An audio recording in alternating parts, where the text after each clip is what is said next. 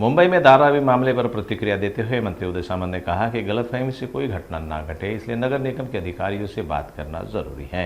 इसी के साथ सामंत ने राज्य और राजनीतिक जगत से जुड़े कई मुद्दों पर अपनी प्रतिक्रिया दी। वे पुणे में मीडिया से बात कर रहे थे।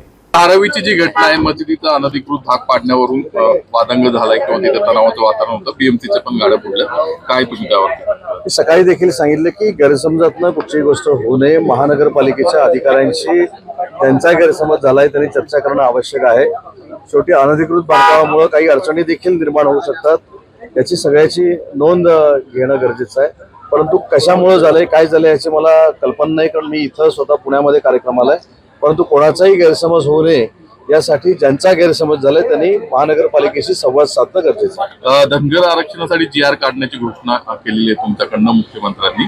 हाकेंनी त्यावरती टीका केलेली आहे की त्यांचा हा संसदेचा अधिकार आहे, मुख्यमंत्री घटनेचा द्रोह करतात। या संदर्भामध्ये जे काही नियमामध्ये आहे ते सरकार करेल। कुणीही सरकारवर काही टीका केली म्हणून त्याच्यातनं मला अजून काही कॉन्ट्रोवर्सी निर्माण करायची नाही, परंतु जे काही करू ते सगळ्यांच्या हिताचंच करू।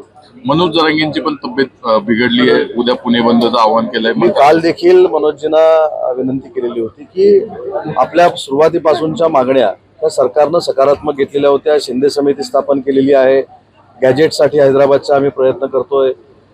कुणबी बांधवांना निजामकालीन नोंदणीप्रमाणे दाखले देखील दिलेले आहेत। पितृसत्ताक पद्धतीनं सगळं सोयऱ्याचा प्रश्न देखील निकाली काढण्याचा आमचा प्रयत्न आहे। 10% टिकणारं आरक्षण मराठा